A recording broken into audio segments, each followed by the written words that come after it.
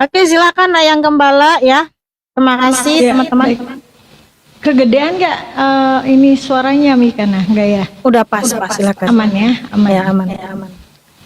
Baiklah, selamat malam buat semuanya. Bismillahirrahmanirrahim. Oke, tar dulu, cari ini dulu, posisi dulu.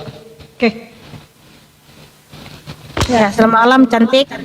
malam Mikana. Mungkin ini yang keberapa kali, ketiga ya. Kemarin nggak selesai karena handphonenya lagi rusak. Pertama jadi nggak kuat kalau wifi-nya itu menanggung HP-nya itu nggak kuat gitu, makanya suka keluar dari aplikasi TikTok. Baik, tadi seru ya dengan Bang Zuma ya, saya juga nyimak. Yang boleh bertanya dulu boleh? Boleh cantik, pertanyaannya apa? Oke, bentar kok suara Mikana kecil, tes. Oke, saya mau bertanya dengan Mikana, itu di Yeskil 23 ayat 1 sampai 3. Mungkin kalau diskusi, mungkin kalau saya bawa data saya yang baca boleh ya.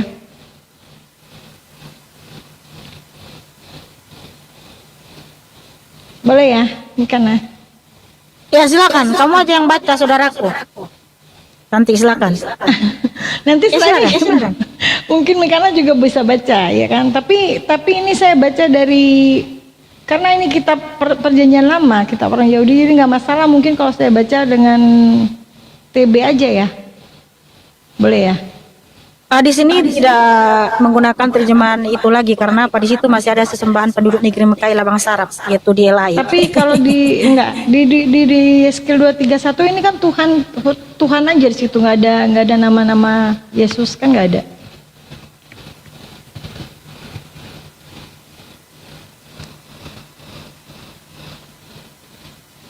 Suaranya kok nggak ada Mikana?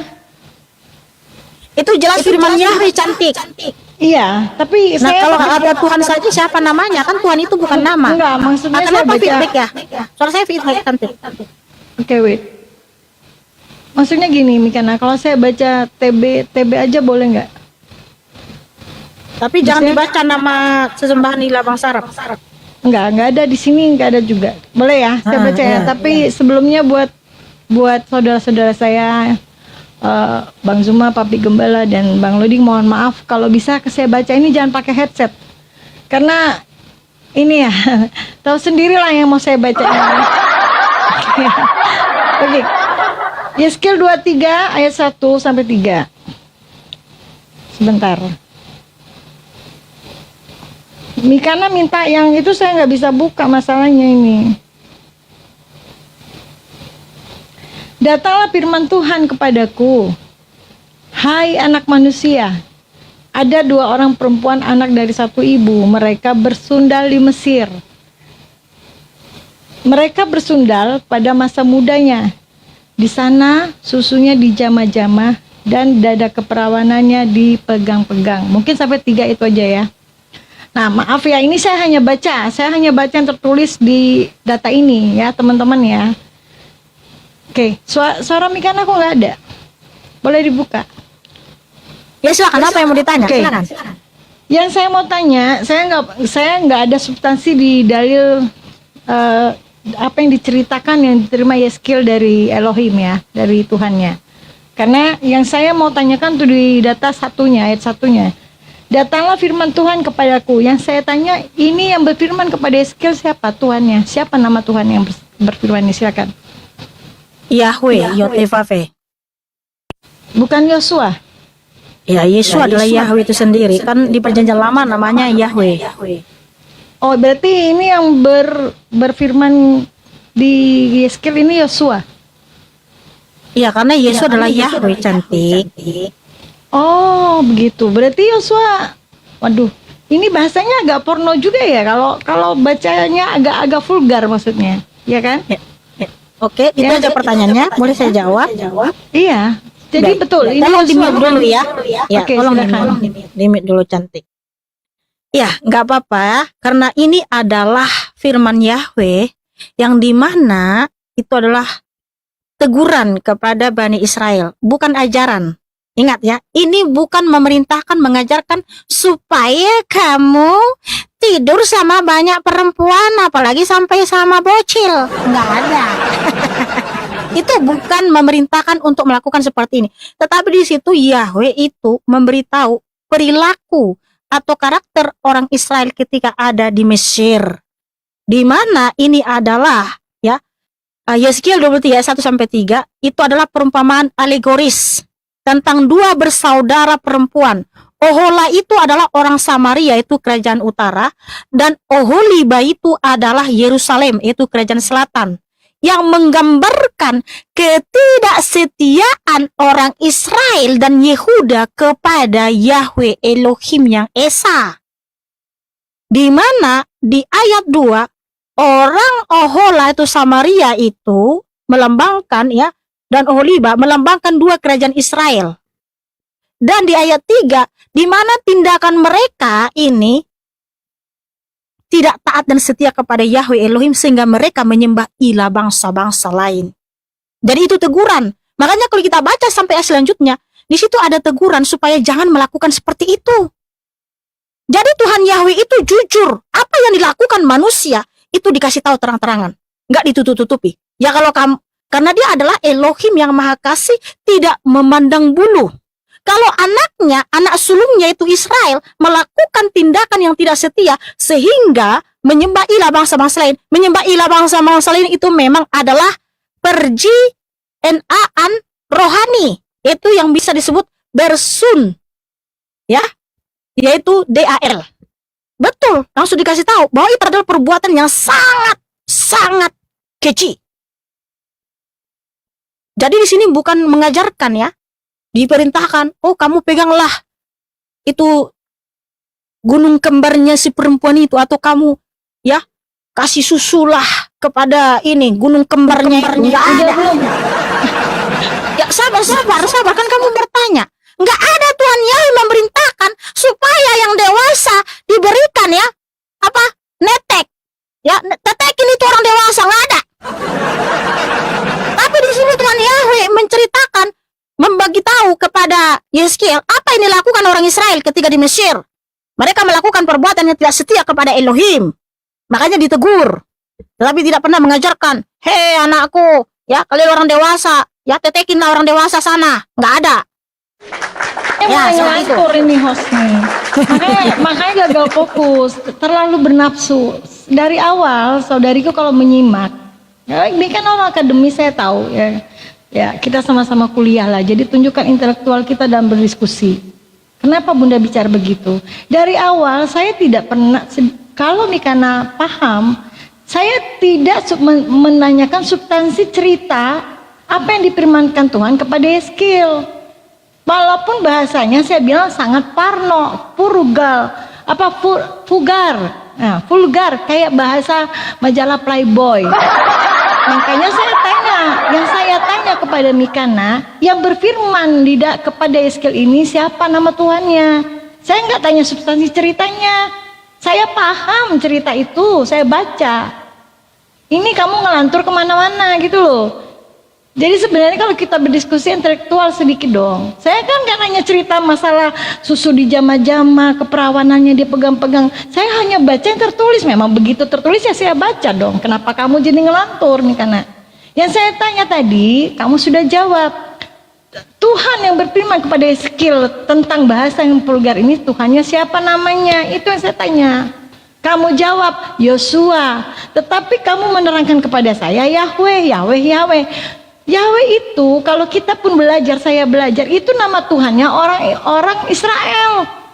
Mana ada nama Tuhannya orang Yahudi? Orang Yahudi itu namanya Yosua.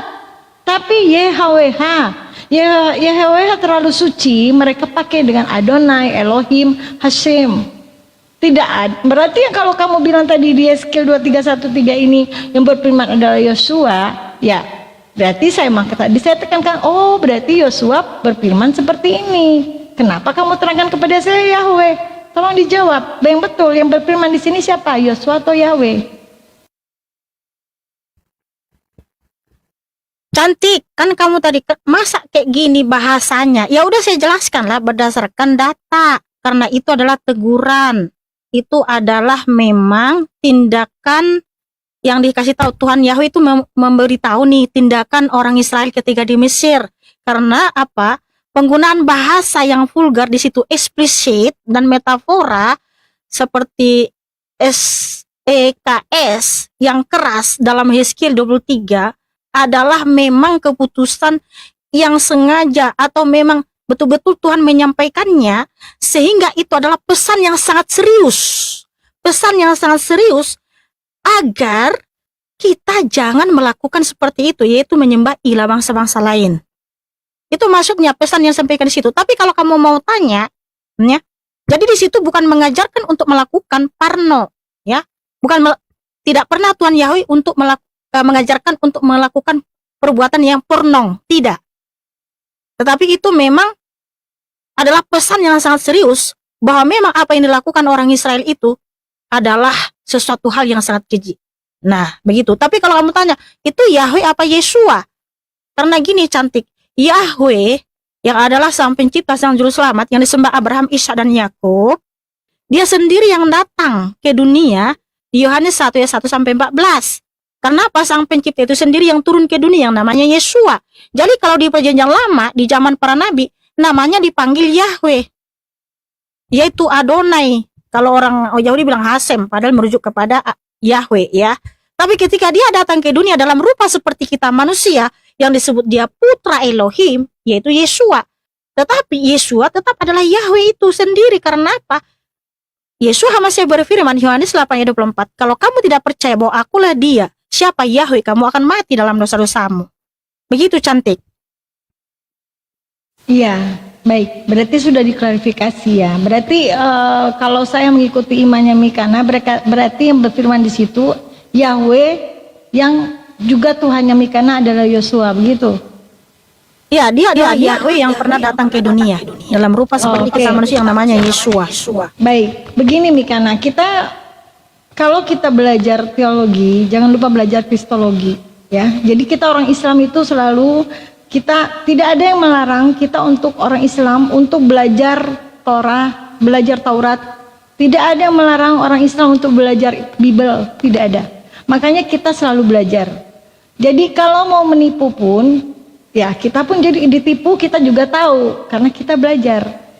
Ya, begini. Yang mau saya tanyakan kepada Mikana, berarti kalau Yahweh itu, YHWH itu yang sangat suci bagi orang Yahudi tidak bisa disebut sembarang. Makanya mereka sebut namanya Yahweh, Adonai atau Asim. Sampai sekarang siapapun bisa googling itu ya. Tradisi Yahudi ya, orang Yahudi.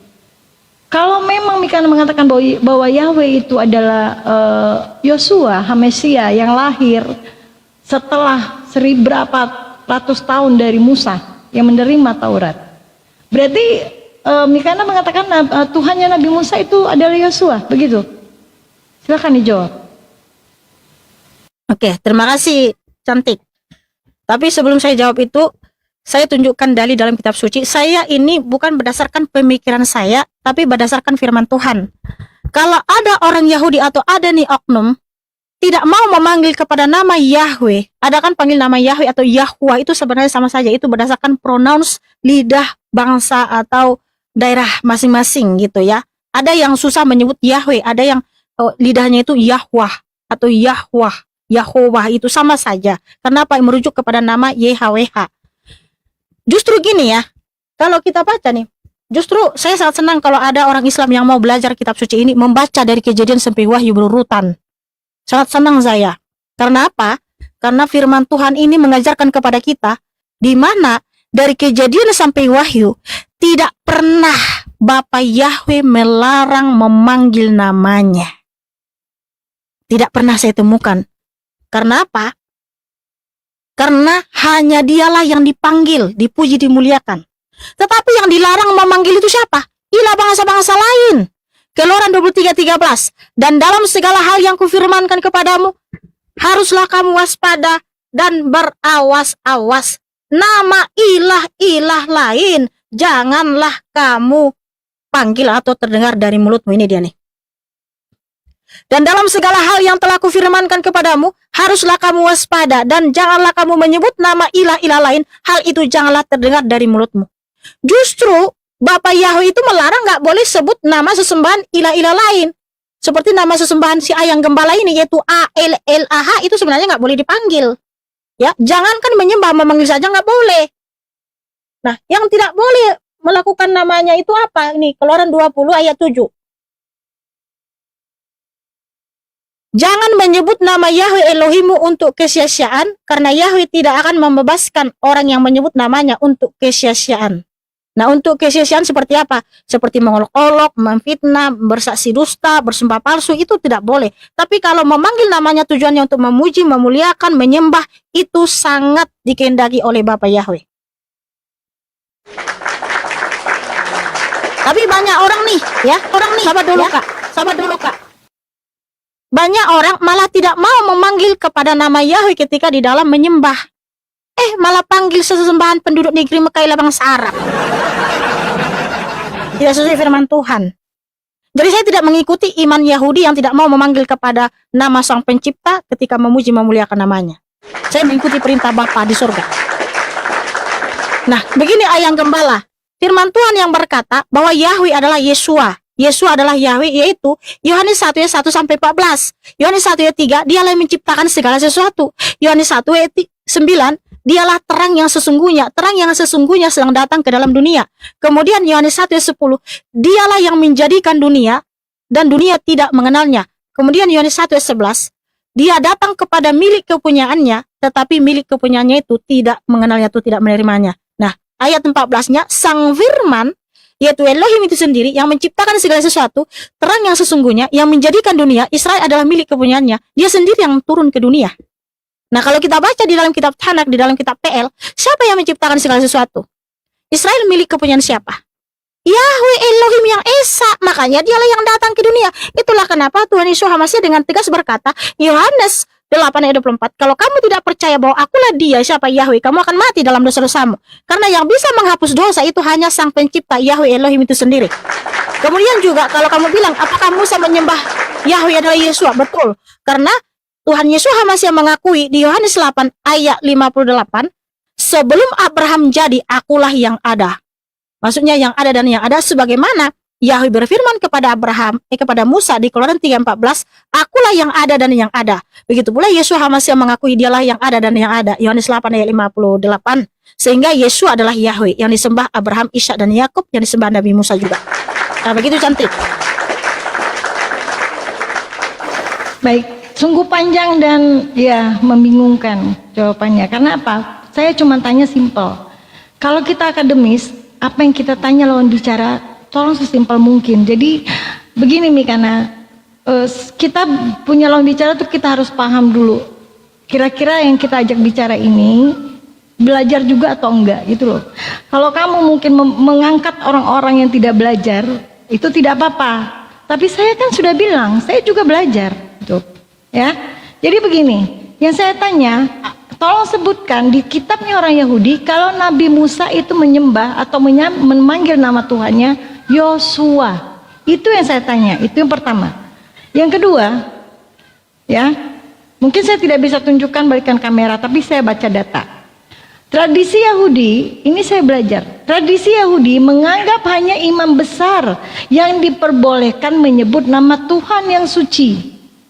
Atau tetragrammaton di bait Allah. Itu di Yoma 6 ayat 2. Yoma 6 ayat 2, ya.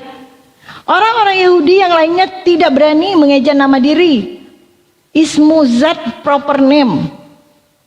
Ya. Jadi makanya mereka Ibrani menggantinya dengan sebutan Sem, Adonai, Kurios. Itu kalau di Perjanjian Baru, ya. Bahasa Inggris Lord, Rab. Karena apa? Karena itu hanya gelar, panggilan.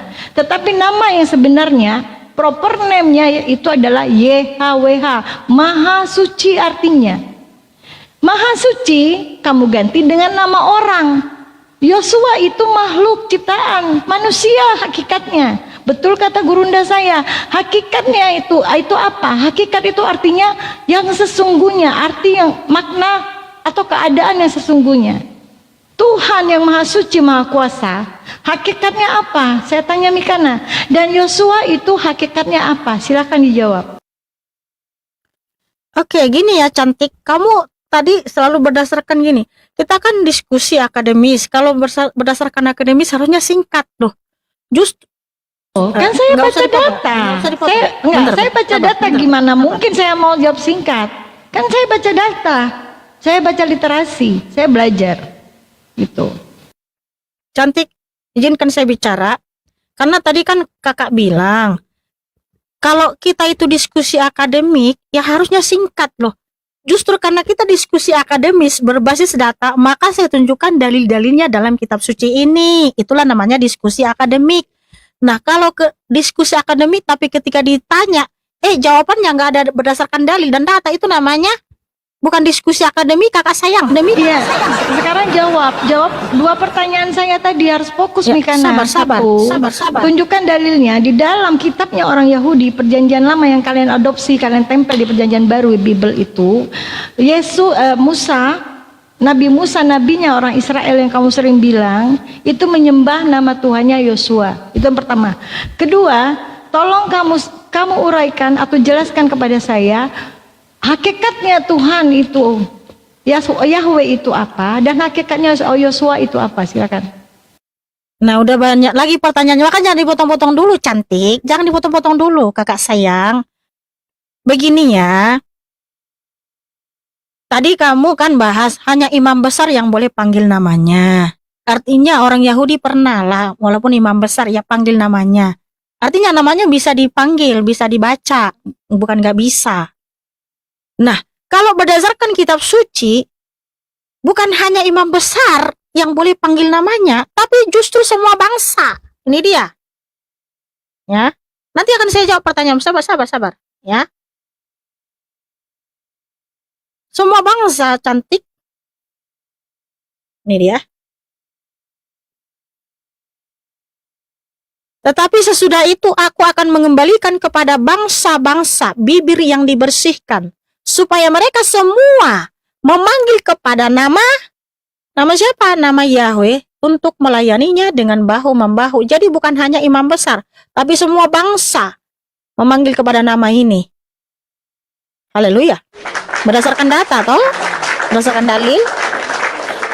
Cantik. Tadi saya sudah sampaikan. Saya sabar. Itu enggak yang saya Karena gini, ketika saya bicara kamu enggak, mohon biar enggak kemana-mana. Mohon biar nggak kemana-mana. Pertanyaan saya, Bunda nanya, tolong sebutkan atau dalil di mana di dalam kitabnya orang Yahudi kalau Musa itu menyembah Tuhan namanya Yosua. Itu dulu. Iya, makanya kalau diam dulu cantik. Sabar. Tadi kan saya sudah sampaikan kalau di dalam Perjanjian Lama di zaman para nabi itu namanya dipanggil Yahweh.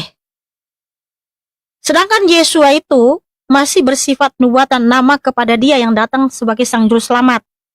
Nah, yaitu yang ditulis Nabi Musa juga ya, yaitu di Kejadian 48 ayat 9, Kejadian 49 ayat 18. Terhadap keselamatanmu ya Yahweh aku telah menanti-nantikan. Nah, di situ di dalam bahasa Ibraninya Yesua. Jadi para nabi itu menanti-nantikan Yesua, yang dimana itu artinya adalah keselamatan, bahwa Yahweh akan datang sebagai Yesua, sebagai sang juru selamat. Makanya di Perjanjian Lama di zaman para nabi mereka memanggil kepada nama Yahweh, tetapi Yahweh itu adalah Yesua yang datang ke dunia, yang namanya Yesua. Nah, makanya kenapa para nabi selamat? Karena mereka beriman kepada Yahweh, karena Yahweh itu adalah Yesua sang juru selamat, gitu. Nah, kemudian gini, bentar. Tolong tunjukkan data. Kamu kan tadi berstatement bahwa Yesua HaMasyiah itu adalah makhluk ciptaan. Di mana datanya kakak sayang? Bahwa Yesua HaMasyiah itu makhluk ciptaan, sementara Yesua HaMasyiah adalah Yahweh itu sendiri sang pencipta segala sesuatu. Oke. Yaitu Kolose 1 ayat 16 ayat 15 sampai 20.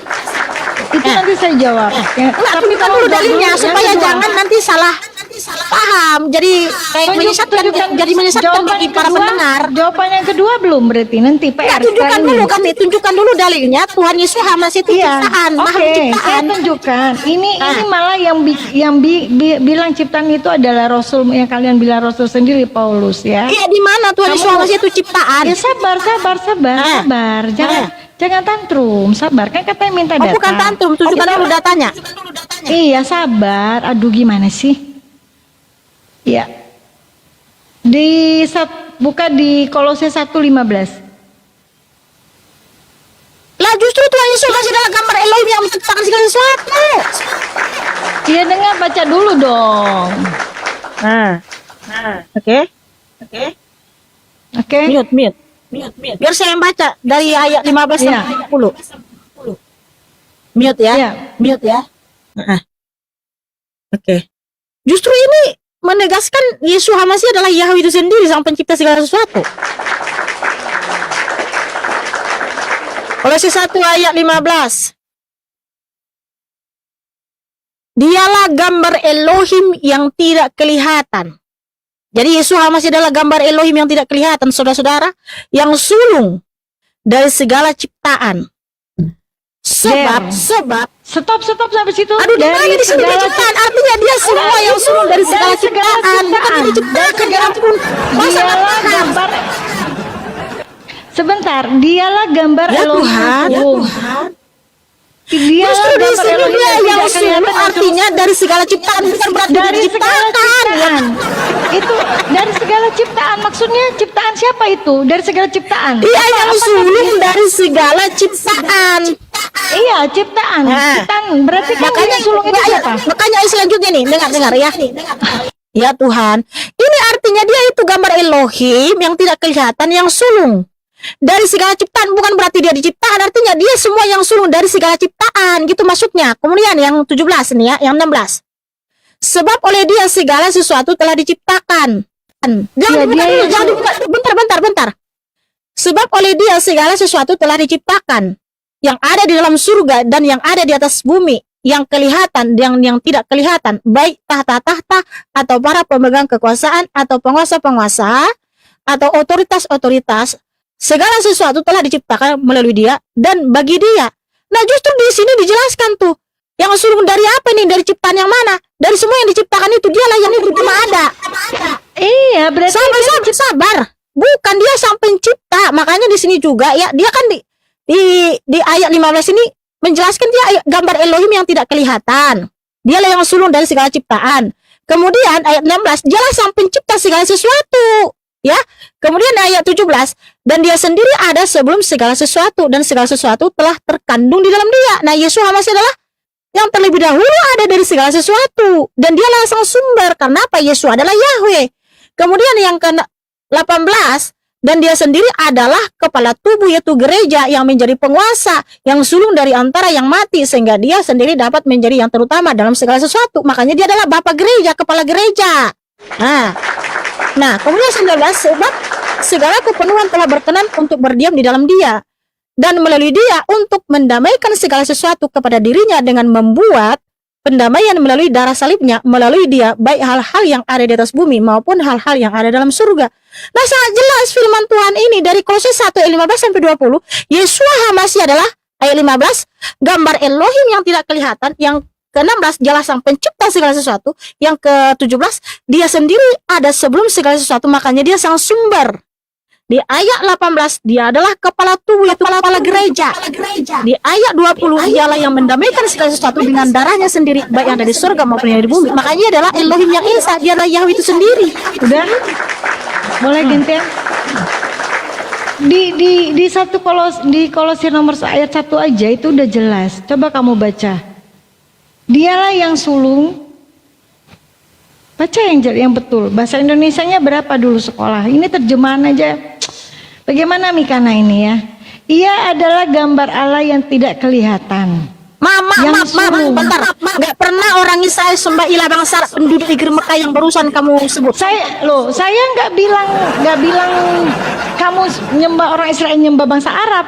Yang kita bahas di sini tunjukkan kalau Nabi Musa, kalau Yesus itu kan ciptaan, itu kamu tanya. Namanya sudah kasih ini Yeshua, data. cantik. Oke, Yosua, saya sudah kasih data di sini jelas. Di Kolose 1:15 ini yang sulung lebih utama dari segala yang diciptakan di TB. Di tempatmu ciptaan. Apakah yang sulung itu siapa? Coba saya tanya. Maksud yang sulung di situ siapa? Udah, makanya di-mute dulu, Iya. di-mute dulu. Yang sulung siapa di situ? Karena itu namanya feedback ketika aku bicara. Kenapa feedback kamu ya?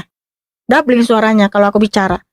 sangat jelas ya Tuhan di Kolose 1 ayat 15 itu artinya dia yang sulung dari segala ciptaan, bukan berarti dia diciptakan, artinya dia yang sulung pertama dari ada dari segala semua ciptaan. Kamu udah jawab, jeder, yang Ih, sulung dari segala Nggak ada di situ dia diciptakan. Berarti dia ciptaan. Gimana sih Di bahasa situ dia Indonesia Mikana diciptakan ini? nggak ada. Aduh, coba kamu ulangin. Justru Tadi kamu di ayat bilang 16-nya, dia aduh, yang makanya sulung dijelasin. dari segala ciptaan. Bagaimana sih Mikana? Akhirnya terjebak Maksudnya sendiri dia dengan narasi. bukan gini. Justru kamu nggak paham. Jadi gini, Tuhan Yesus Hamasiah itu artinya yang sulung, artinya dia yang terlebih dahulu ada dari segala semua ciptaan. Makanya dijelaskan lagi di ayat Dari semua 17. ciptaan, berarti dia ciptaan. Bukan, artinya dia yang pertama ada dari Itu semua narasi. ciptaan. Berarti kamu terjebak oleh Ini narasimu bukan sendiri. terjebak. Saya justru saya memahami ini dia sang pencipta segala sesuatu. Oke. Gini, maksudnya gini, Yesus Hamasiah itu yang pertama sekali ada dari semua ciptaan. Bukan berarti dia diciptakan. Tuhan tolong ampunilah dia, berilah dia kecerdasan Tuhan Yesus Hamasiah. Karena apa? Dia 16-nya, kalau dia diciptakan gak mungkin dia sang pencipta, kemana sih gini? Karena apa? Tujuannya maksudnya itu dia bukan diciptakan, artinya dia yang pertama sekali ada dari semua ciptaan. Itu maksudnya. Ciptaan itu apa? Surga, bumi, alam semesta ini. Jadi sebelum alam semesta ini ada, Yesus Hamasiah yang terlebih dahulu ada. Makanya dia jelasnya lagi dijelasin. Jangan di mute terus dong Mikana. Enggak, karena kamu ketika saya gini loh ayang gembala, ketika saya bicara kamu doubling, makanya kamu itu tolong kamu mengerti penjelasan dari host dan juga kenapa saya mute kamu ketika saya bicara, kamu bicara suaramu doubling, dari kamu doubling, paham nggak sih? Saya sangat memahami firman Tuhan ini bahwa Yesus Hamasiah yang terlebih dahulu ada dari semua ciptaan, itu maksudnya karena dia sang pencipta segala sesuatu. Dia sang sumber segala sesuatu.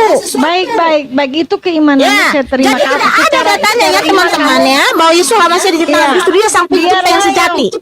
Biarlah yang menilai orang yang baik, yang mendengar.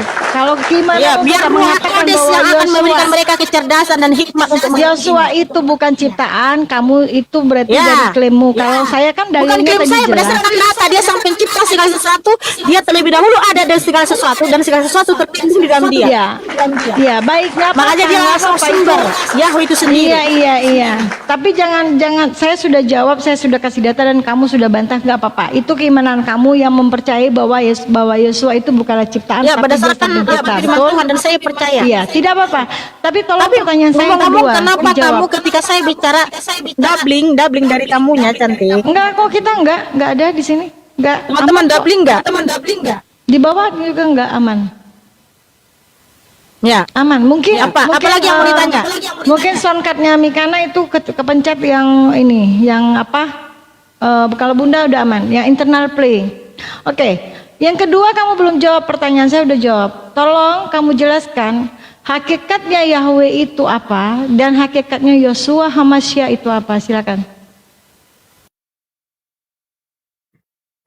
Yahweh itu adalah Yesua. Dia yang datang menampakkan diri, yang ini nih. Saya tanya 1 Timotius 6, hakikatnya. 2 Timotius 6. Hakikatnya Yahweh itu apa? Dan Yosua itu apa? Itu hakikat kan? Keadaan yang sebenarnya, hakikat kan? Oke. Oke? Jadi gini ya. Kamu harus mengerti dulu hakikat. Hakikat itu keberadaan. Yaitu eksistensinya, eksistensi dari Tuhan Iya, kami. betul. Dari Tuhan Iya, semesta silakan alam. jelaskan. Jadi gini ya. Yahweh, dia itu sang pencipta. Dialah roh yang berkuasa yang mendiami cahaya terang tak terhampiri, yaitu 1 Timotius 6:16. Tetapi dia bisa menampakkan diri, yaitu apa? Dalam rupa cahaya, yaitu Kisah Para Rasul 9. Ketika Rasul Paulus berjumpa sama Yahweh, ya. Kemudian dalam rupa manusia, yaitu di mana? Kejadian 18 kepada Abraham. Kan Yahweh datang menampakkan diri kepada Abraham dalam rupa manusia. Nah, Yahweh itu sendiri yang datang ke dunia dalam rupa seperti kita manusia yang namanya Yesua. Ya, jangan bolak-balik lagi. Justru gini, saya mau bertanya nih ya. Saya mau bertanya sama Mbak. Berarti hakikatnya Yosua itu apa? Hakikatnya Dia yang adalah saya tanya. Yahweh itu sendiri. Dia itu maha kuasa, maha segalanya, maha hadir. Hakikat Mikana apa? Hakikatnya Mikana apa? Ya, hakikatnya saya manusia. Hakikatnya Mikana apa? Iya, saya manusia. Hakikatnya Yosua apa? Yesua masih hakikatnya Tuhan di atas segala Tuhan, Raja di atas segala Raja. Dia adalah Yahweh itu sendiri. Di dalam Lukas dan Matius, malaikat Jibril mendatangi Maria dan mengatakan bahwa engkau akan melahirkan seorang anak laki-laki yang diberi nama Yosua. Yesua. Kalau seorang itu hakikatnya manusia apa Tuhan? Ya karena dia datang menampakkan diri. Lukas 11 dikatakan tetap Tuhan. Seorang itu manusia apa Tuhan? Tetap Hakikatnya dikatakan seorang. Tuhan. Mau dia datang dalam seorang tetap disebut Tuhan. Oke. Berarti kalau ada emak-emak melahirkan seorang anak laki-laki boleh juga disebut Tuhan gitu. Boleh. Emangnya dia adalah Elohim itu sendiri yang datang ke dunia sehingga disebut Tuhan? Ya makanya saya tanya, hakikatnya Yosua itu manusia apa Gimana sih Tuhan? cara berpikirmu cantik? Masa benih dari laki-laki dan perempuan kamu bilang Tuhan? Makanya kamu jadi semua manusia tuh. Di dalam Bibelmu, Ini aja yang gembala. Coba kamu dulu. Coba kamu dulu introspeksi Bagaimana mau imanmu. ngomong? Belum selesai saya ngomong, kamu udah potong-potong terus Mikana. Kita kalau bicara dipotong kan lupa apa yang mau disampaikan. Di dalam Bibelmu tertulis sendiri, kamu pun sudah baca bahwa malaikat Jibril datang kepada Maria dan mengatakan, Gabriel, bukan Jibril. Ya, Gabriel. Oke, sorry, maaf. Gabriel datang bahwa engkau akan mengandung seorang anak laki-laki dan diberi nama Yosua. Beri nama dia Yosua, oke? Yesua. Oke, sekarang hakikatnya seorang di sana itu sebagai sehakikat manusia atau Tuhan? Sebagai manusia atau Tuhan? Oke, Lukas 2:11 berkata dia Tuhan. Oke, gini, saya sudah jawab berdasarkan data toh. Gini, saya mau tanya dulu sama kamu, boleh?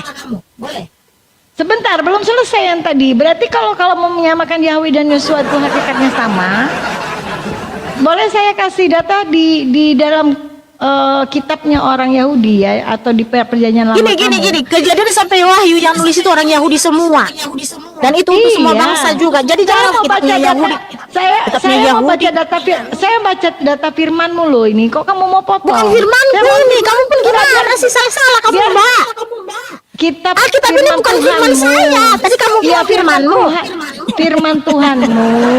Ya, makanya jangan dipotong-potong Mikana. Ya, di dalam Ulangan 6 ayat 4 ini kita bicara hakikat Yahweh biar kamu bisa membedakan antara Tuhan dan manusia. Ini ada dalilnya dalam Bibelmu sendiri, ya. Tadi saya telah membacakan satu data di mana malaikat Gabriel datang mengatakan bahwa Maria akan mengandung dan melahirkan seorang anak laki-laki. Makanya saya tanya, seorang itu manusia atau Tuhan? Kamu jawab bisa juga jadi Tuhan. Oke. Di dalam kitabnya orang Yahudi atau perjanjian lama ya, di dalam Ulangan 6 ayat 4, Tuhan itu Allah kita, Tuhan itu Esa. Di Mazmur 90 ayat 2, dari selama-lamanya sampai selama-lamanya engkaulah Elohim. Di Maha Kuasa, di Kejadian 17 ayat 1, aku adalah Elohim yang Maha Kuasa. Saya ganti Allahnya di situ karena kamu tidak mau. Di Mazmur 14 1475, pengertiannya tidak terhingga. Jadi di dalam kitab perjanjian lama itu Yahweh itu tidak nampak, kekal. Jadi kalau Tuhan itu yang namanya Maha Kuasa, dia Maha Kekal, dia tidak akan mati. Pertanyaan saya, apakah Yosua ini kekal atau tidak? Silakan dijawab. Sudah berulang kali disampaikan Kejadian sampai Wahyu itu firman Yahweh yang adalah Yesua HaMasiah. Oke, tepuk tangan dulu. Karena apa? Jangan dibuka-buka dulu, sabar. Karena ketika kamu ditanya cantik gak mau, takut. Sabar, jangan. Enggak takut. Silakan. Udah, ini boleh bertanya. Silakan. Kita orang Islam tidak pernah takut. Ya, mengapa kita mau menyampaikan kebenaran harus takut? Silakan. Ya baik, cantik. Kejadian sampai Wahyu ada 66 kitab. Penulisnya itu semua orang Yahudi, orang Israel. Sehingga firman Tuhan dari Kejadian sampai Wahyu penulisnya orang Israel, orang Yahudi, tetapi bukan hanya untuk orang Yahudi itu, untuk semua bangsa. Itulah kenapa Yahweh yang adalah Yesua baik di perjanjian lama maupun perjanjian baru, ada firman-Nya memberitakan namanya ke seluruh dunia. Nah, gini ya, saya tadi sudah kasih tahu tuh, berdasarkan firman Tuhan. Keluaran 33, ini komparasi ayatnya dengan 1 Timotius 6 ayat 16 ya. Keluaran 33 ayat 20 dengan 1 Timotius 6 ayat 16 itu senada. Itu adalah merujuk kepada eksistensi wajah asli Yesua. Karena apa? Yesus adalah Yahweh yang dimana dia mendiami cahaya terang yang tak terhampiri dan tak ada seorang pun yang mampu untuk melihatnya. Itulah wujud asli Tuhan Yesus HaMasiah. Makanya di Kolose 1 ayat 15, Yesua itu adalah gambar Elohim yang tidak kelihatan. Jadi dia adalah Yahweh yang tidak kelihatan itu. Tetapi kenapa dia bisa terlihat? Karena 1 Timotius 6 ayat 14, dia datang menampakkan diri. Dia menampakkan diri cantik. Tetapi ketika dia sudah menyelamatkan umatnya, itulah kenapa Yesus HaMasiah berkata, yaitu Yohanes 20 ayat 17, dia akan naik kepada Bapa. Jadi kembali kepada eksistensinya yang adalah yang mendiami cahaya terang yang tak terhampiri itu. Nah, justru Tuhan Yahweh itu sendiri yang menubuatkan dan berfirman di Zakaria 12 ayat 10 bahwa dia akan ditikam. Ini dia.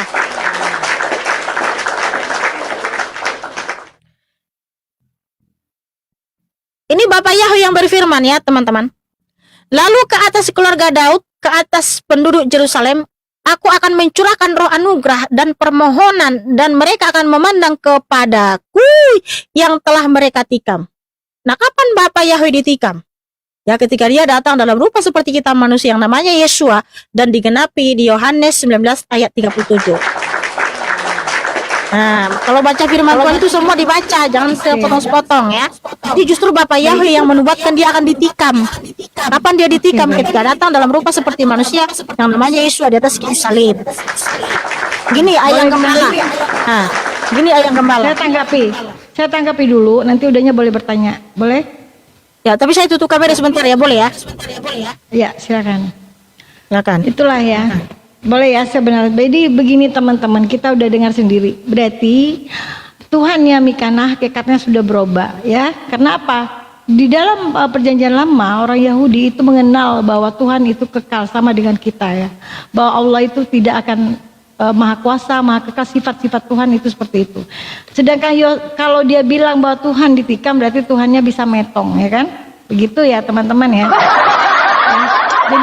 Jadi tidak apa-apa, itu iman dia. Silakan saja dia mau menyembah siapapun silakan. Tetapi kita belajar ya Mikana, kita belajar. Jadi kalau kamu inilah namanya, kalau kamu itu adalah suatu agama yang sinkretisme namanya. Kenapa Bunda bilang sinkretisme? Gado-gado. Kenapa saya bilang gado-gado? Karena kitabnya orang Yahudi kamu comot, Tuhannya orang Yahudi kamu ambil, dan kamu obok-oboklah masuk ke perjanjian baru dengan Yosua yang lahir kamu jadikan Tuhan, kan gitu. Ya, kenapa saya bicara begini? Karena kalau kamu belajar kristologi juga, Yahudi Mesianik itu yang pertama muncul itu adalah di abad ke-19. Diawali dari usaha misionaris kristenisasi orang Yahudi, dipelopori gereja Amerika Joseph Samuel Freik namanya. Boleh kamu cari. Nah, makanya ini adalah sinkretisme yang dianut oleh Mikana. Jadi ya itulah kita teman-teman maklum, dia menerangkan dicampur antara Tuhan dengan manusia ya. Jadi ya itu iman dia. Jadi kalau Mikana suka berkata tentang yang Bunda dengar selama ini, oh Allahmu itu bagaimana? Ya memang sudah dijawab sama Bunda saya juga Bang Zuma. Allah itu tidak terlihat, zat yang maha agung, maha kekal, tidak mati gitu loh. Ya, tidak akan pernah mati. Dia menciptakan kita, menciptakan seluruh alam semesta dan manusia makhluknya. Yang semua ada di dalam alam semesta ini. Jadi Mikana ini kalau belajar kristenisasi, Yahudi Mesianik ini itu munculnya di abad ke-19. Nah, kalau Kristen yang mesianik ini dibawa pertama oleh orang Amerika, ya. Jadi inilah namanya agama yang dianut sekreterisme atau gado-gado. Begitu Mekana ya. Silakan. Oke. Jadi orang ini kan nyamain tuh Tuhan mereka dengan Tuhannya orang Yahudi, yaitu Yotevave. Padahal Yotevave berulang kali berfirman, tidak sama dia dengan ilah manapun. Karena apa? Mazmur 96 ayat 5, 1 Tawarik 16 ayat 26, sebab semua ilah bangsa-bangsa adalah berhala-berhala, tetapi hanya Yahweh lah sang pencipta. Kamu nggak jawab. Sabar dulu.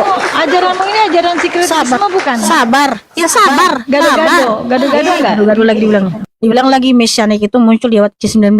Saya berdasarkan data ya, saya tunjukkan datanya. Mesianik itu sebutan, Kristen itu juga sebutan. Karena apa? Mesianik itu artinya pengikut Yeshua HaMashiach atau pengikut Yahweh Yeshua HaMashiach ya, karena Yesus adalah Yahweh. Kristen itu juga sebutan yang artinya pengikut Tuhan Yesus Kristus. Nah, kalau mereka masih menyebut nama Helenisasi maka disebut Kristen. Tapi kalau sudah sebut nama asli dari Tuhan Yesus Kristus, mereka disebut mesianik. Berdasarkan firman Tuhan di Kisah Para Rasul 11 ayat 26 ya. Kalau di dalam terjemahan bahasa Indonesianya, pertama sekali murid itu disebut Kristen. Tapi kalau kita baca dalam bahasa Yunani, Kristianos. Namun kalau kita baca dalam bahasa Ibrani disebut Mesihim. Nah, jadi para rasul disebut Mesihim. Mesihim itu mesianik. Kenapa mereka disebut Mesihim mesianik? Orang Arab disebut Mesihun karena menyembah Yeshua yang adalah Yahweh. Itulah artinya. Jadi berdasarkan data nih, saya tunjukkan lah. Nah, kan kalau dalam terjemahan Indonesia Kristen. Kalau terjemahan bahasa Yunani di sini Kristianos ya, Kristianos. Tapi kalau dalam bahasa Ibrani disebut Mesihim. Mesihim itu artinya pengikut Yahweh Yeshua HaMashiach. Jadi bukan muncul di abad ke-19. Nah, siapapun yang sembah Yahweh Yeshua HaMashiach disebut mesianik. Nah, kalau dia masih menyebut nama dalam Helenisasi, Kurios Yesus Kristus disebut Kristen. Jadi itu sebutan, bukan agama. Ya. Justru gini ya. Tuhannya Nabi Musa itu sering menampakkan diri kepadanya. Keluaran 33 nih. Keluaran 33. Kita akan buktikan nanti siapa yang suka comot-comot kitab Yahudi. Tapi dilupakan siapa yang berfirman. Nah, di sini Nabi Musa itu berjumpa sama Yahweh ya. Dan Yahweh akan berfirman kepada Musa muka dengan muka. Seperti ketika seseorang berbicara kepada temannya. Jadi Yahweh itu sering datang menampakkan diri kepada nabi-nabinya. Kepada Abraham juga pernah dia menampakkan diri nih. Kejadian 18 ya. Dan Yahweh menampakkan diri kepadanya di antara pohon-pohon terbantin di Mamre. Dan dia sedang duduk di pintu kemah pada waktu cuaca panas terik. Nah, di Yohanes 8 ayat 58 kan di sini Yahweh datang menjumpai Abraham.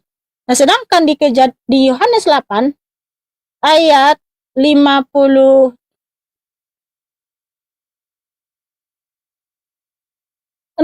sampai 59, 58, Yeshua HaMashiach mengaku dialah yang datang menjumpai Abraham. Makanya Yeshua HaMashiach adalah Yahweh yang ada dan yang ada nih, ya. Sebelum Abraham ada, akulah yang ada. Dialah yang menjumpai Abraham. Oke, siapa sebenarnya yang suka comot? Bentar dulu. Saya mau tanya. Siapa sebenarnya yang suka comot kitab Yahudi tapi dilupakan siapa yang berfirman? Kita harus sepakat dulu ya. Baik. Sabar dulu. Biasanya kita buktikan siapa yang mencomot. Iya. Oke. Oke. Kenapa kita mau repot-repot? Sekarang saya tanya di dalam Biblemu itu. Saya tanya kamu itu jangan Sabar dulu. Ini Ustaz Bimbel bertanya nih. Ayang Gembala, Jadi sabar dulu. mau yang dibahas yang mana dulu ini? Enggak, gini kan kamu selalu nuduh saya comot kitab Yahudi, sementara saya tidak comot kitab Yahudi karena pakai Kejadian 10 Wahyu itu firman Yahweh dan saya mengakui siapa yang berfirman dan menyembah siapa yang berfirman, itu Yahweh Yeshua HaMashiach. Sedangkan kamu dalam kitab ini kan saya mau tunjukin siapa sebenarnya yang suka comot kitabnya Yahudi, firman Yahweh tapi dilupakan siapa yang berfirman. Nah, kamu kan mengimani Nabi Musa diutus oleh sesembahan penduduk negeri Mekah dalam bangsa Arab, yaitu ALLAH. Hmm. Padahal Nabi Musa sendiri menulis dalam tulisannya tidak pernah menyembah sesembahan penduduk negeri Mekah ila bangsa Arab, bahkan dilarang. Yaitu Ulangan 13 ayat 1 sampai 10. Sudah jelas di situ, jika ada yang mengajak kamu untuk menyembah, mengikuti ilah bangsa-bangsa maupun yang dekat maupun yang jauh dari seluruh dunia ini, itu harus ditolak, bahkan dibun-bun siapa yang mengajak menyembah ilah bangsa-bangsa lain. Berarti kalau semua ilah bangsa-bangsa di seluruh dunia ini, termasuk juga ilah bangsa Arab penduduk negeri Mekah yang bernama ALLAH. Oke, sabar, ini pertanyaan saya. Saya mau bertanya, tolong baca ya. Tapi sebelum itu kita sepakat dulu. Al-Quran itu muncul di abad ke-7. Kitab Taurat itu muncul 1500 tahun sebelum Masehi. Artinya, Alkitab Holy Bible ini yang terlebih dahulu muncul dibanding Al-Quran. Tapi di dalam kitabmu ketika saya baca, di situ ada firman-firman Yahweh tapi dilupakan siapa yang berfirman. Silakan baca Asy-Syu'ara ayat 63. Ya, kita buktikan siapa yang suka comot Yahudi tapi dilupakan siapa yang berfirman. Surah berapa? Asy-Syu'ara ayat 63. Mana ada surah Asy-Syu'ara? Gimana sih? Setelah Al-Furqan. Asy-Syu'ara. Asy-Syu'ara di sini ya. Quran surah 26. Ayat berapa? Ayat 63. Sebentar. Aduh, Mikana. Ayat 63. Iya. Apa yang mau ditanya? Coba bacakan dulu ayatnya. Oke, kamu baca terjemahannya ya. Ya, baca Lalu terjemahannya aja. kami wahyukan kepada Musa, pukullah laut dengan tongkatmu itu, maka terbelah laut itu dan setelah belah seperti gunung yang sangat besar. Ya, apa yang mau ditanya? Nah, itu kan di situ membahas Musa.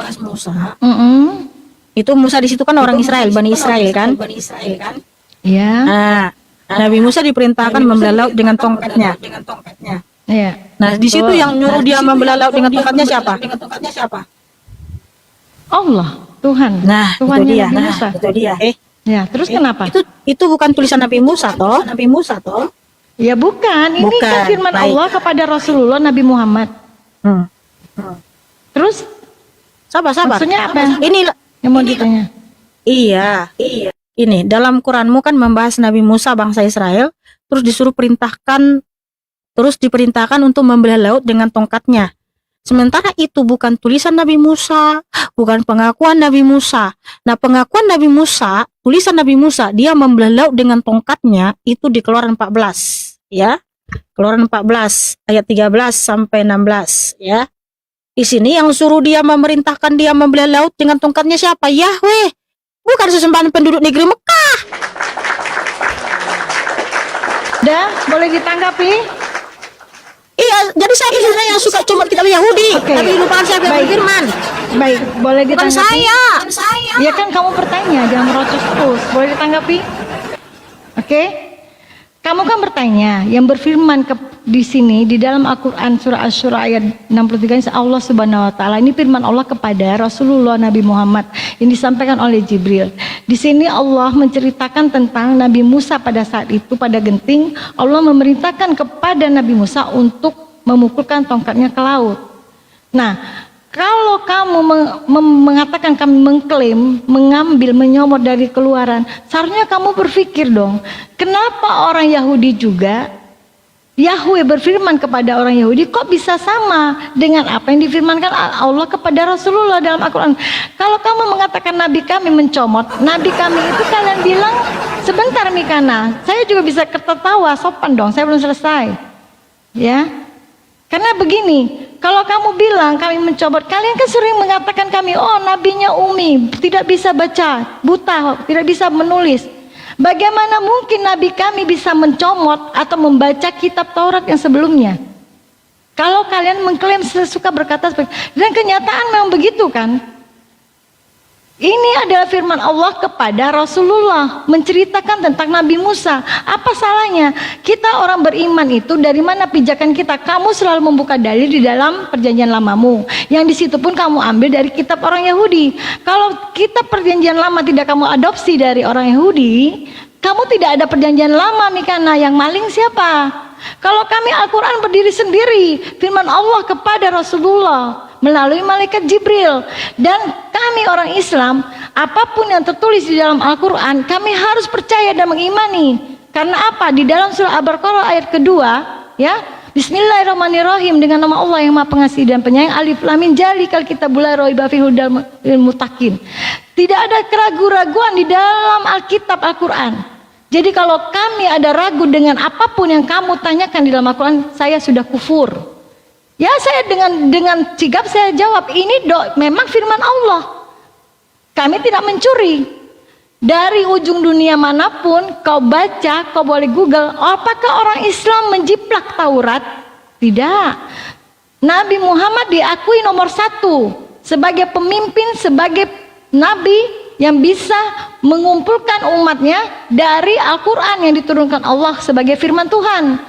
Tidak perlu kami mengkais-kais menempelkan kitab orang kepada Bible. Jadi sebenarnya kalau kamu selalu selama ini saya lihat bilang ini adalah Alkitab, kitab suci firman Tuhan.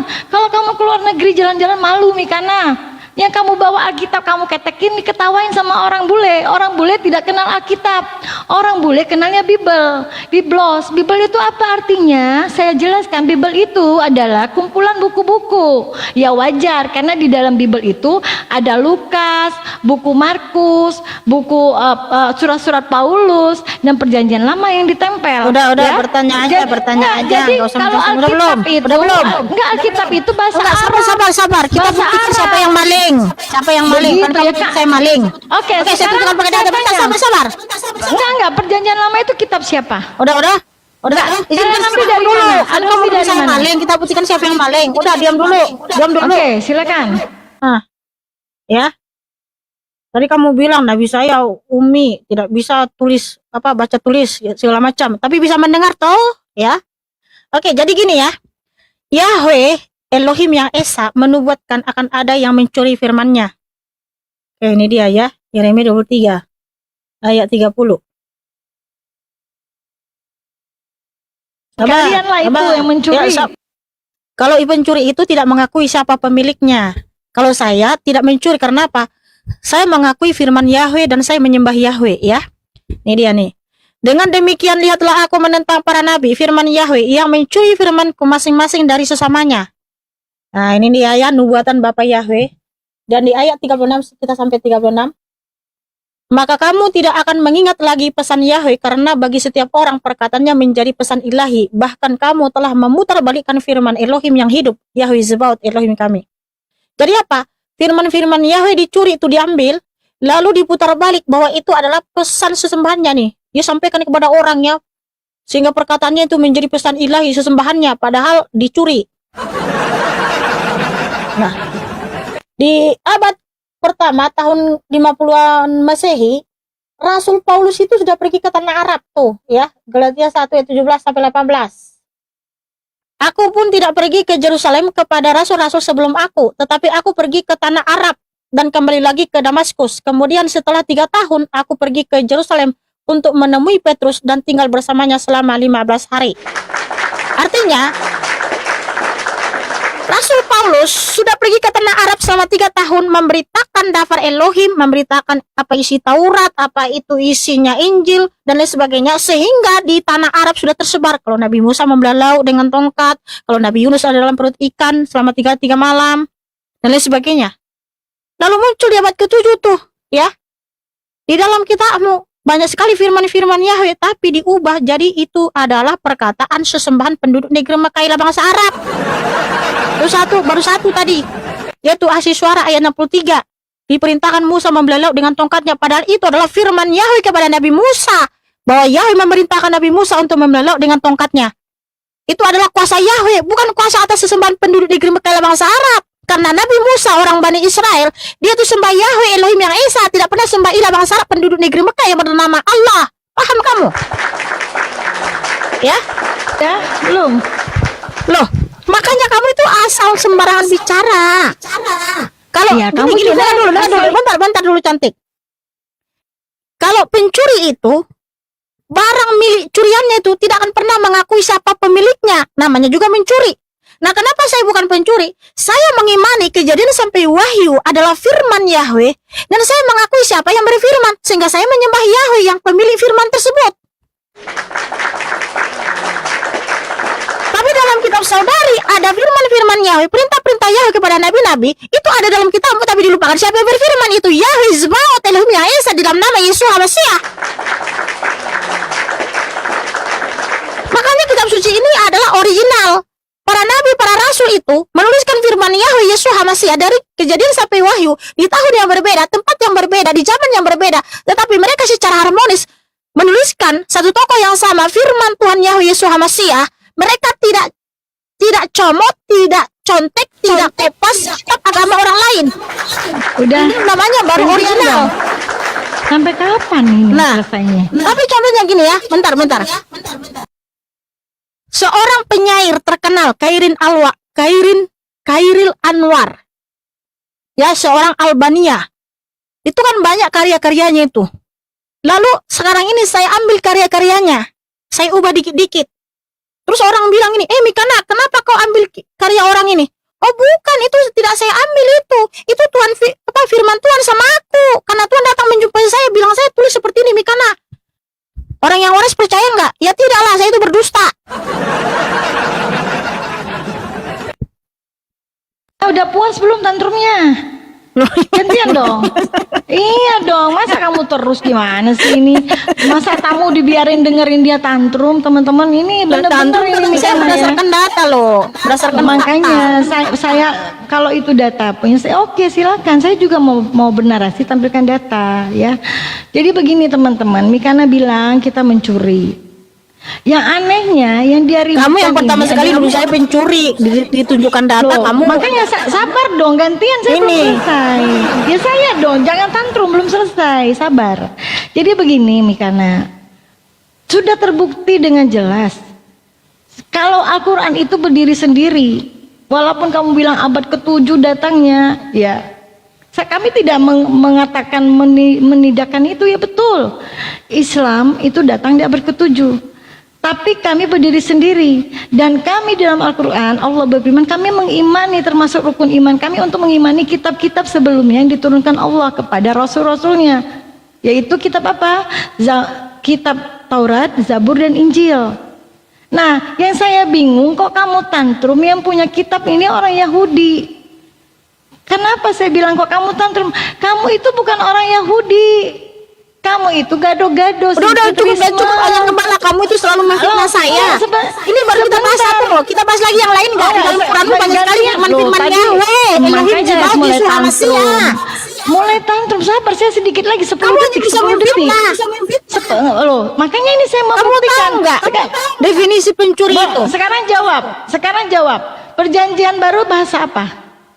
Kita yang kamu bilang kepala para rasul yang nulis itu dari kejadian sampai wahyu, yang menulis kejadian sampai kitab yang kamu bilang kitab itu yang kamu pegang itu perjanjian baru bahasa apa? Kitab suci kami ini ditulis dalam 3 bahasa Ibrani, bahasa Arab. Saya nggak tanya dari berapa bahasa yang saya tanya. Ayang gembala, kamu jangan kemana-mana, jangan kemana-mana dulu. Kita buktikan siapa sebenarnya yang maling. Jangan kamu ganti topik, jangan ganti topik. Nggak ganti topik. Kita buktikan siapa sebenarnya yang iya, makanya kita buktikan. Siapa yang sebenarnya stealing? Ayang gembala, udah jangan kemana-mana dulu. Jangan kemana-mana dulu, jangan ganti topik. Makanya kita buktikan tuh, ya. Kalau benar kita mau berdiri sendiri, lalu kenapa di situ banyak sekali firman-firman Yahweh, perintah-perintah Yahweh kepada nabi-nabi, kepada rasul-rasul, tapi itu ada dalam kitabmu, tetapi diubah jadi itu pesan sesembahan Tuhan negeri Mekah di bahasa Arab. Boleh dijawab belum? Baik, saya jawab dulu ini ya, yang kamu tanya ya, boleh? Oke. Kalau kamu boleh bisa berpikir cerdas, ya. Kenapa orang Yahudi pun tidak komplain dengan apa yang mereka baca di dalam Al-Quran? Mereka pasti baca. Kenapa? Mereka lebih berhak untuk mengklaim seperti yang kamu bilang. Kenapa ada nabi-nabi kami di dalam Al-Quran? Bukan kamu. Kalau kamu tuh gak ada arti. Jangan ke situ, jangan kepada oknum Yahudi yang tidak, loh, Jangan kamu Ini bahas kita orang orang Yahudi, Yahudi loh, kita yang yang berbasis kamu data di sini gitu loh. Ya data yang Kamu kamu bahas orang tunjukkan kan Yahudi kita yang tidak mau Loh. komplain. Kan di sini kamu berbicara Makanya sama saya bilang, Oh. kalau kamu belajar Kejadian teologi, sampai kamu wahyu belajar itu firman Tuhan untuk semesta alam, bukan hanya untuk orang Yahudi. Makanya, Maikana, sabar dong. Kan gantian ngomong, gimana sih saya ngomong di Enggak, kenapa potong-potong sih terus? kamu bawa oknum Yahudi? Makanya kalau orang benarasi, Ini dengar kejadian dulu sampai sampai wahyu itu selesai. semua untuk semua bangsa, Kalau bukan hanya untuk orang ngomong, Yahudi. kalau kita lagi ngomong lawan Enggak, karena bicara, kamu tolong selalu dengar sampai bernarasi selesai. tidak Biar kamu berdasarkan data. Data Loh, dalam saya mau kitab baca suci data, loh. udah kamu, saya mau baca data, kamu udah potong. Kan saya benarasi Ya dulu. iya, Gimana kenapa sih Tuhan menanggapi? Yahweh kan menubuatkan akan ada yang mencuri firman-firmannya, tapi dilupakan siapa yang berfirman. Nah ternyata yang ada di mana? Oke, boleh dijawab enggak? Kenapa dalam kitab ada firman-firman Yahweh, perintah-perintah Yahweh, tapi dilupakan siapa yang berfirman. Jadi itu adalah Makanya gini. firman sesembahan penduduk negeri Mekah, ialah bangsa Allah, Iya, ialah gimana bangsa orang Arab mau gitu jawab loh. kalau kamu merocos saja, gimana kita mau jawab gitu loh. Karena ayang gembala kamu itu menjelaskan kemana-mana gitu loh, memfitnah saya Loh, lah. saya bukan begitu. Memang betul di dalam Al-Quran ada tentang Nabi Udahlah, Musa, Nabi Adam, Besok lagi lah kita sambung ini, kayaknya kamu nggak mampu lagi menjawab. Kenapa kamu mau mengundurkan diri? Kita Udah, saya mau buktikan istirahat. bahwa kamu mencuri. Begitu Mikana. Enggak, besok lagi kita lanjut. Kalau kamu jujur, saya mau tanya sebelum closing ya, statement closing saya. Perjanjian baru itu bahasa apa sih originalnya? Bahasa Ibrani. Perjanjian baru bahasa Ibrani ya Allah. Iya, karena Mikana. penulisnya orang Israel, orang Yahudi. Perjanjian baru itu bahasa Udah,